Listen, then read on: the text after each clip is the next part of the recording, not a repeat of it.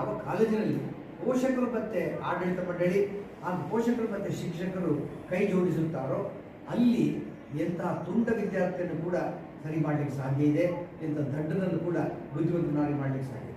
ಈ ಪೋಷಕರ ಸಹಾಯವಿಲ್ಲದೆ ಈ ಕಾರ್ಯಕ್ರಮ ನಡೀತಿರಲಿಲ್ಲ. ಅವರಿಗೂ ನನ್ನ ಅಭಿನಂದನೆ. ಸಾರ್ವಜನಿಕರು ಎಷ್ಟೋ ಜನ ಇದ್ದಾರೆ, ಒಳ್ಳೆಯ ಹಣ ಇದ್ದವರಿದ್ದಾರೆ, ಆದರೆ ಅವರಿಗೆ ತಮ್ಮ ಹಣವನ್ನು ಸತ್ಕಾರ್ಯದಲ್ಲಿ ಉಪಯೋಗಿಸಬೇಕನ್ನುವ ದೃಷ್ಟಿಯುಳ್ಳವರಿದ್ದಾರೆ. ಈ ಸಂಸ್ಥೆಯಲ್ಲಿ ಬೇಕಾದಷ್ಟು ಸತ್ಕಾರ್ಯಗಳು ನಡೆಯುವ ಕಾರಣ ಅವರ ಸಹಾಯ ಕೂಡ ಮುಂದೆಯೂ ಬೇಕು, ಈಗಲೂ ಇದೆ ಎಂದು ಭಾವಿಸುತ್ತಾ ಈ ಸಂಸ್ಥೆ ಇದು ಮುಂದಕ್ಕೆ ಇದು ಅಭಿವೃದ್ಧಿಯಾಗಿ ಬೆಳೆಯುವುದರಲ್ಲಿ ಯಾವ ಸಂಶಯವೂ ಇಲ್ಲ. ಯಾಕೆಂದರೆ ನಾವು ಆಡಿದ ಒಂದೊಂದು ಮಾತುಗಳನ್ನು ಕೂಡ 1 ತಾಸಾದರೂ ಕೂಡ ಮಕ್ಕಳು ಅತ್ಯಂತ ಶಿಸ್ತಿನಿಂದ ಅದನ್ನು ಕೇಳಿಸಿಕೊಂಡು ಅವರು ತುಂಬ ಅದನ್ನು ಸಂತೋಷಪಟ್ಟು ಅದನ್ನು ಸ್ವೀಕರಿಸಿದ್ದಾರೆ. ಅದಕ್ಕಿಂತ ದೊಡ್ಡ ಶಿಸ್ತು, ಒಂದು ಶಾಲೆಯ ಸೊಬಗು ಅಂದರೆ ಶಿಸ್ತು ಹಾಗೂ ಶ್ರದ್ಧಾವಂತ ವಿದ್ಯಾರ್ಥಿ, ಅದು ಈ ಕಾಲೇಜಲ್ಲಿ ಲಭ್ಯ ಇದೆ. ಈ ಕಾಲೇಜು ಇನ್ನು ಮುಂದಕ್ಕೂ ಕೂಡ ಇದು ಅತ್ಯುತ್ತಮವಾಗಿ ಬೆಳೆಯುವುದರಲ್ಲಿ ಯಾವ ಸಂಶಯವೂ ಇಲ್ಲ. ನನ್ನ ಒಂದೇ ಒಂದು ಆಸೆ ಅಥವಾ ಒಂದು ಅನಿಸಿಕೆ ಅಥವಾ ನನ್ನ ಹಂಬಲ, ನನ್ನ ಆಶಯ ಅದೇನೆಂದರೆ ಈ ಕಾಲೇಜು ಮುಂದಕ್ಕೆ ಇದೇ ರೀತಿ PUCಯಿಂದ ಆಗಿ ಮುಂದೆ ಡಿಗ್ರಿ ಕೋರ್ಸ್ಗಳನ್ನು ಕೂಡ ಇದು ಆರಂಭಿಸುವಂತೆ ಆಗಲಿ, ತನ್ಮೂಲಕ ಅದು ಸಮಾಜ ಸೇವೆಯ ತನ್ನ ಕ್ಷೇತ್ರವನ್ನು ಇನ್ನಷ್ಟು ವಿಸ್ತರಿಸಿಕೊಳ್ಳಲಿ ಎಂಬುದೇ ನನ್ನ ಆಶಯ. ಈ ದೃಷ್ಟಿಯಲ್ಲಿ ಭಗವಂತನ ಸಂಪೂರ್ಣ ಅನುಗ್ರಹ ಹಾಗೂ ಸಾರ್ವಜನಿಕರ ಸಹಕಾರ ಹಾಗೂ ಸರ್ಕಾರದ ಸಹಕಾರ ಇರಲಿ ಎಂದು ಭಾಷಿಸುತ್ತಾ ಅವರಿಗೆ ಶುಭವನ್ನು ಕೋರುತ್ತೇನೆ. ಪ್ರತಿ ವರ್ಷ ಕೂಡ ನಾವು ಕಲಾ ಉತ್ಸವ ಮತ್ತು ಪ್ರತಿಭಾ ಪುರಸ್ಕಾರ ಪ್ರತಿ ವರ್ಷ ಏನು ಮೆಡಿಕಲ್ ಮತ್ತು ಇಂಜಿನಿಯರಿಂಗ್ ಹೋಗ್ತಾರೆ ಆ ಮಕ್ಕಳಿಗೆ ನಾವು ಸನ್ಮಾನ ಕಾರ್ಯಕ್ರಮನ ಹಮ್ಮಿಕೊಳ್ತಿದ್ವಿ.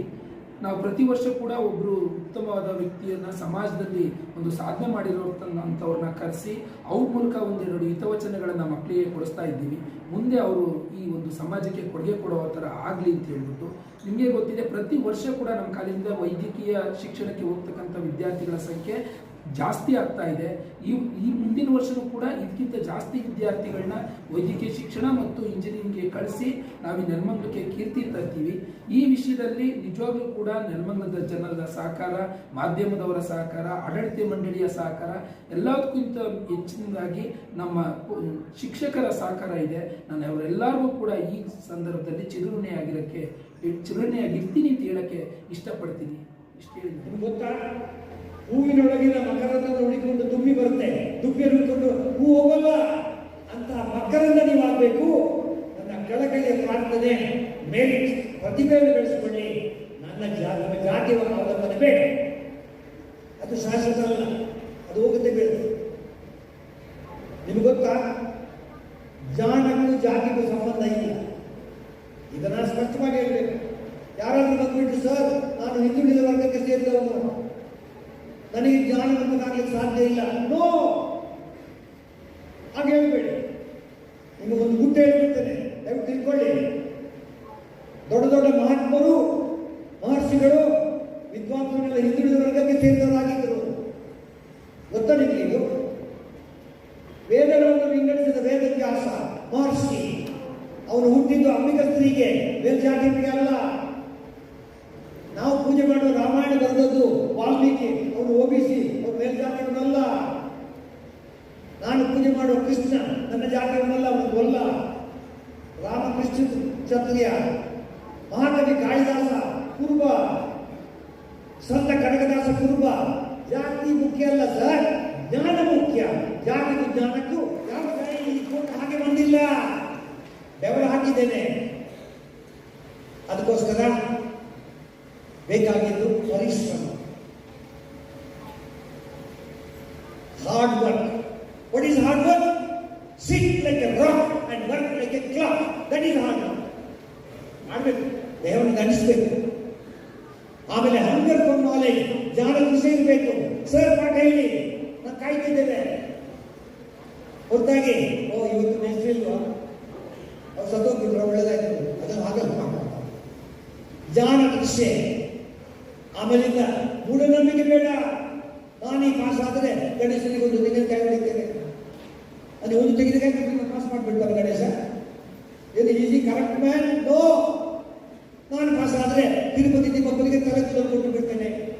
ಅಲ್ಲ, ಅವನಿಗೆ ಯಾಕೆ ಬೇಕ್ರಿ ಬಂದು ಆಡ್ಬಿಡ್ತದೆ ತಲೆಗಳು? ಅವನಿಗೆ ಒಳ್ಳೆ ತಲೆಗಳು ಇದೆ ಅಲ್ವಾ? ಮೂಢನಂಬಿಕೆ ಬೇಡ. Hard work, hunger for knowledge and